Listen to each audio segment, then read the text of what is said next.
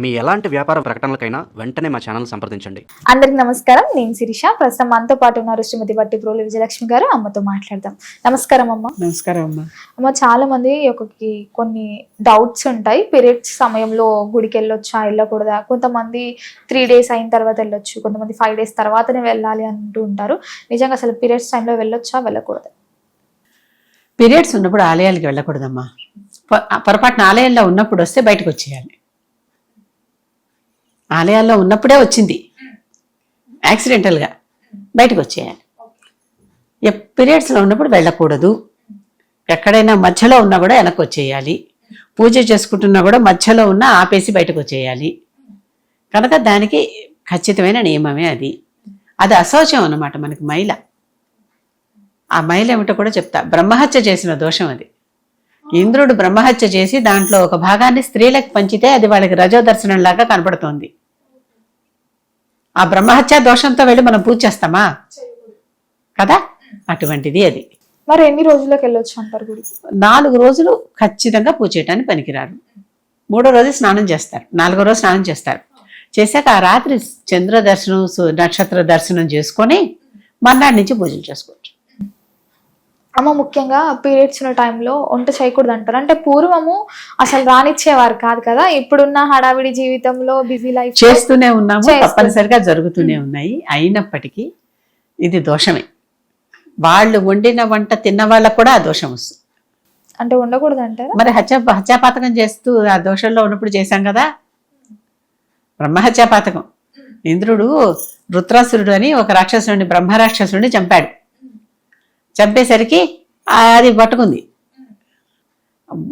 త్రిశురుడిని ఒకసారి చంపాడు, రుద్రాసురుడిని ఒకసారి చంపాడు. వీళ్ళని చంపినందువల్ల ఆ దోషాలు తనకు వచ్చినాయి, ఇంద్రుడికి వచ్చినాయి. ఆ ఇంద్రుడితో వహించాలంటే, రాజ్యం చేయాలంటే ఈ దోషం మరి పోతే, దోషాలతో రాజు కూర్చోకూడదు కదా అక్కడ. కూర్చోకూడదు. కనుక మొదటిసారి ఏదో వాళ్ళు బోల్డ్ యాగాలు చేసి మునులందరూ పోగొట్టారు ఆయన దోషాన్ని, ఋషులందరూ. రెండోసారి కూడా చేశాడు. అంటే రాజ్య పరిపాలనలో చేయాల్సి వచ్చింది.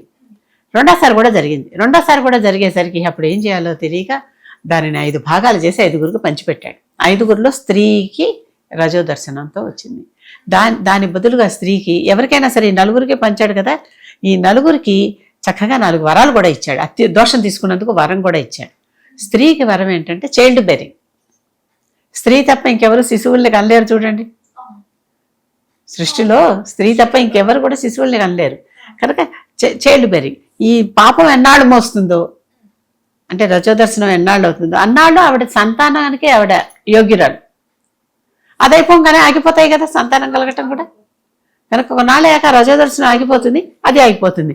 రజోదర్శనం ముందర ఆవిడకి సంతాన యోగ్యత లేదు, రజోదర్శనం ఆగిపోయిన తర్వాత సంతాన యోగ్యత లేదు. అది ఉన్నన్నాళ్ళు సంతాన యోగ్యత ఉంటుంది. కనుక తల్లి అనిపించుకోవటం తేలిక కాదు కదా. ఆ వరం లభిస్తుంది అనమాట. అది వరం ఇచ్చాడు.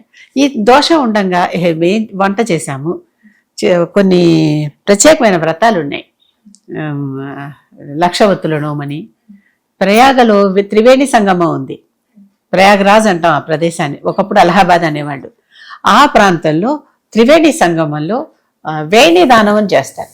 త్రివేణి కదా, ఇప్పుడు మన జట్టు 3 పాయలుగా ఉందా? 3 పాయలుగా ఉంది కదా. ఈ త్రివేణిని ఆ త్రివేణికి దానం చేస్తాం. అంటే జడ వేసి కొంచెం ముక్క కత్తిరించి ఒక పల్లెల్లో పసుపు కుంకుమ ఈ వేణి కూడా పెట్టి, మామూలుగా ముత్తైదులు ఎప్పుడు జుట్టు కత్తిరించాడు అక్కడ చేస్తాడు. చేసి దాన్ని తీసుకెళ్లి ఆ త్రివేణి సంగమంలో వదిలిపెడతారు. ఈ దోషాన్ని అంటే దోషం అని కాదు, ఆవిడకి త్రివేణి సమర్పిస్తున్నాం. గంగా, యమున, సరస్వతి 3 కదమ్మా.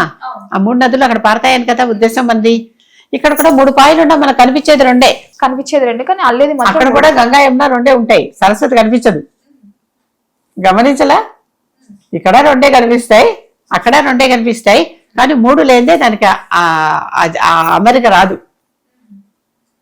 అక్కడ దాన్ని సమర్పిస్తాం అనమాట. అక్కడ ఆ మంత్రాలలో చెప్తారు, ఈ విధంగా రజోదర్శనం కనిపించినప్పుడు వండిన తప్పులు, అవి తిన్న తప్పులు ఈ సందర్భంగా పోవాలి. అంటే మన దోషాలన్నీ ఆ సమయానికి అక్కడ వదిలేస్తున్నాం. ఇందాక నువ్వు దోషం వదిలేసావన్నావే, ఆ దోషాలన్నీ దానికి చెప్పి వదిలేస్తున్నాం. కనుక వండినా తప్పే, తిన్నా తప్పే, అంటే మరొకరు వండింది తిన్నా తప్పే, ఆ దోషాలన్నీ దాంతో పోతాయి. అందుకనే అవి చేసేవారు లక్షవతుల నోము అయితే పూర్తిగా ఈ పీరియడ్స్ ఆగిపోయాకే చేయండి అంటారు.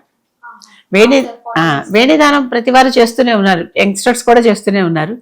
చివరిలో చేసినటువంటి వేణిదానంతో అది పూర్తయిపోతుంది. అమ్మ ఇది వరకు రోజులలో ఇప్పుడు పెళ్లిళ్ళ సీజన్ కూడా వస్తుంది, చాలా మందికి పెళ్లిళ్ళు అనగానే వాళ్ళకి పీరియడ్స్ ఎప్పుడు అని చూసుకుంటూ ఉంటారు. కొంతమంది పెళ్లి కూతుర్లకి సడన్ గా పెళ్లి పీటల మీద ఉన్నప్పుడు పీరియడ్స్ వస్తే నిజంగా ఆ పెళ్లి ఆపేయాలంటారా, లేకపోతే ఏదైనా దోషం లాంటిది అంటారా? ఆపేయాల్సిందే. పెళ్లి కూతురికే కాదు, పెళ్లి కూతురు తల్లికి కూడా చూస్తారు. ఎందుకంటే దాన్ని కన్యాదానం చేయాలి కదా. చేయాలి, అవును. ఆ సందర్భంలో ఉండేది వాళ్ళిద్దరే కదా స్త్రీలు అక్కడ. అంటే మిగిలిన వాళ్ళు ఎంతమంది ఉన్నా వాళ్ళందరూ ఊరికే ప్రేక్షకులే, ఆ తంతులో భాగం లేదు వాళ్ళకి. అవునా, పెళ్లి కొడుకు తల్లికి కూడా స్నాతకం చేసే వరకు బాధ్యత ఉంటుంది, పెట్ల మీద కూర్చొని స్నాతకం చేస్తే. ఆ తర్వాత ఈవిడిది కూడా బాధ్యత అయిపోయింది. అసలు పెళ్లిలో ఇటువంటి దోషం ఉన్నవాళ్ళు, అంటే ఆ సమయానికి ఆ మహిళ అశోచం వచ్చిన వాళ్ళు ఉండకూడదు. అయినప్పటికీ ఉంటున్నారు, ఇప్పుడు తప్పట్లేదు. మారుతున్నాయి రూల్స్ అని చెప్పా కదా, కొంచెం కొంచెంగా మారుతున్నాయి. కానీ కనీసం ఆ పూజా తంతులో ఉండకూడదు. కనుక పెళ్లి కూతురికి చూసుకోవాల్సిందే, పెళ్లి కూతురు తల్లికి చూసుకోవాల్సిందే, వాళ్ళకి అడ్డాలు లేకుండా. ఇంకా వీలైతే ఇక్కడ ఎవరైనా అవసరమైన వాళ్ళు ఇటువైపు కూడా ముఖ్యులుంటే వీలైన ఆ తారీఖులు చూసుకుని పెట్టుకుంటే మంచిది.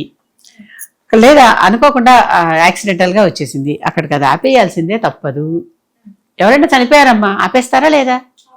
మరి ఇది అంతే, ఇది అంతే. మెడికల్లో ఆ సమయానికి అయ్యే రజో దర్శనాన్ని the tears of the womb అంటారు. ఊంబులో ప్రతిసారి ఒక సంతానం ఏర్పడటానికి కావలసిన పరిస్థితులు ఏర్పడతాయి. ఆ సంతానం ఏర్పడకపోవటం వల్ల అది ఏడుస్తూ బయటకు కక్కేసిందిట. అంటే ఒక మృతం, అర్థమైందా? ఒక మరణం జరిగింది, అది అలా ఏర్పడకుండా ఇలా వచ్చేసింది. కనుక దీన్ని దోషంగానే పరిగణించాలి. అందుకే అశౌచం అన్నాం. చనిపోయినప్పుడు అశౌచం అన్నాం, రజస్వల అయినప్పుడు అశౌచం అన్నాం, పుట్టినప్పుడు అశౌచం అన్నాం. అప్పుడు కూడా మరి 9 నెలలు రజస్సు అంతా ఒకసారి బయటికి రావాలిగా, అవునా? అంతా అశౌచం. అమ్మ చాలా మందికి జనరల్ గా ఉండే డౌట్, పీరియడ్స్ లో ఉన్నప్పుడు ఎవరైనా ప్రసాదం ఇస్తే తినొచ్చా లేదా అని. నిజంగా పీరియడ్స్ లో ఉన్నప్పుడు ప్రసాదం తినకూడదా? తినకూడదు కదా, మరి దోషమే కదా. దాన్ని ప్రసాదం అనుకున్నాక దాన్ని అమర్యాద చేయటం ఎందుకు? అమ్మ ముఖ్యంగా ఈ పీరియడ్స్ ఉన్నప్పుడు బయటకు వెళ్ళకూడదు అంటారా? ఒకవేళ వెళ్తే ఎలాంటి దోషం తగులుతుంది అంటారు? ఎక్కడికి వెళ్ళకూడదు అంటే, బయటికి వెళ్ళటం అంటే ఆఫీసులకు వెళ్లాల్సి వస్తుంది, అంతకు మించి ఇంకెక్కడికి అనవసరంగా వద్దు. తప్పనిసరి అవుతాయి కొన్ని సందర్భాలు, అలాంటప్పుడు సరే, నేను దాన్ని కాదని అనలేను, ఎందుకంటే రోజులు మారాయి కదా. అమ్మ కృష్ణ భక్తులు వెల్లుల్లి, ఉల్లిపాయ, మష్రూమ్స్ తినకూడదు అంటుంటారు, అది నిజమైనా తినకూడదా అసలు?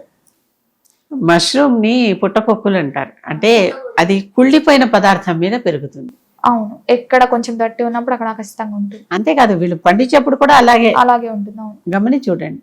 ఆ కుళ్ళిపోయిన పదార్థం తినద్దు అనేది ఎప్పుడు కూడా నియమం ఉంది ఒకటి. అలాగే ఉల్లి వెల్లుల్లి కూడా తామసిక పదార్థాలు, వాటి నుంచి వాసనలు వస్తాయి. అవును, ఎక్కువ వెల్లుల్లి తిన్నా కానీ ఆ స్మెల్ వస్తుంటుంది. అవును, ఉల్లి కూడా. కనుక అట్లాంటి తామసిక పదార్థాలు తినద్దు అంటారు. అదే దుంపలు వచ్చాయనుకోండి, దుంపల్ని తింటచ్చు, దుంపల నుంచి వాసన రాదు. అందుకే పూర్వకాలంలో ఋషులు మునులు అడవుల్లో తపస్సు చేసుకునేప్పుడు ఎక్కడైనా తవ్వి ఆ మొక్క కనిపిస్తే తవ్వి ఆ దుంప తీసుకుని ఆ దుంపలు తినేవాళ్ళు. దుంపలు నిలవ ఉంటాయి, వాళ్ళు వెళ్ళిన ప్రతి చోట వంట లాంటి పదార్థాల అవకాశాలు వాళ్ళకు ఉండవు కదా, కనుక పచ్చి దుంపలే తినేవాళ్ళు. కందమూలాలు తిని తపస్సు చేశారనే మాట విందామా? మూలం అంటే ఏంటి? కింద కందగడ్డ, అలాంటివి. అమ్మవారిని జగతీ కంద అని ఆవిడకి పేరు. ఈ జగత్తుకంతా ఆవిడ కంద, కింద మూలంట. ఆవిడ నుంచే, ఈ కంద నుంచే మనం జగత్తంతా పుట్టింది. కనుక ఉల్లి వెల్లుల్లితో ఉండేటటువంటి వాసన ఆ దుంపల్లో ఎక్కడైతే ఇలాంటి వాసనలు ఉంటాయో వాటి వల్ల మనం ప్రభావితం అవుతాం, మనం చేస్తున్న తపస్సు భంగపడుతుంది. నువ్వు కృష్ణ భక్తి అన్నావు, కృష్ణుడు కాదు, ఏ దేవతకైనా సరే ఇవి నిషిద్ధమే. ఎందుకంటే ఆ వాసనలు వస్తూ ఉంటే మనం దానికి సంపూర్ణంగా సమర్పణ చేసుకోలేము. ఎటువంటి అసలు దేవుడి మీద ధ్యానము, ఉపవాసము, పూజ ఇవన్నీ అంటే ఏమీ లేకుండా ఆ దేవత తప్ప ఏమొద్దు అనుకున్నాం కదా. పక్కల నుంచి వాసనలు వస్తూ ఉంటే ఎలా? చాలా మంది సిగరెట్ కాలుస్తూ దేవుడి పూజ చేసుకోవచ్చా? చూసావా ఎలా మొహం పెట్టావో? అంటే సిగరెట్ కాలుస్తూ దేవుడి పూజ చేసుకోవచ్చా అంటే చేసుకోకూడదు. ఆ మాట అడిగిన వాళ్ళు ఫస్ట్ ఊరుకులు. మరి దేవుడు పూజ చేసుకునేప్పుడు సిగరెట్ కాల్చొచ్చా? కాల్చకూడదు, అంతే కదా.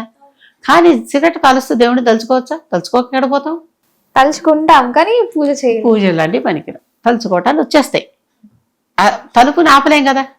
తలుపు ఊహ, మనకి మనస్సు అనేది మన చేతుల్లో ఉండదు. అది ఎక్కడి నుంచి ఇప్పుడు ఈ క్షణం ప్యారిస్ అనుకుంటే ప్యారిస్కి వెళ్ళిపోతుంది, ఈజిప్ట్ అనుకుంటే ఈజిప్ట్కి వెళ్ళిపోతుంది, హైదరాబాద్ అనుకుంటే హైదరాబాద్కి వచ్చేస్తుంది. కందగడ్డ కూర అంటే కందగడ్డ కూరకి వెళ్ళిపోతుంది, అవునా కదా.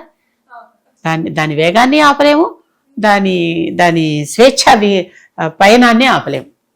అది కూడా ఆపేవాళ్ళు పూర్తిగా వాళ్ళు స్థితప్రజ్ఞులు, ఇంద్రియ నిగ్రహం ఉన్నవాళ్ళు. మనస్సు 6వ ఇంద్రియం కదమ్మా, కనుక దాన్ని కూడా ఆపిన వాళ్ళు 6వ ఇంద్రియ నిగ్రహం ఉన్నవాళ్ళు. అమ్మ మొత్తం మీద మాకు తెలియని ఎన్నో మంచి విషయాలు తెలియజేసినందుకు ధన్యవాదాలు.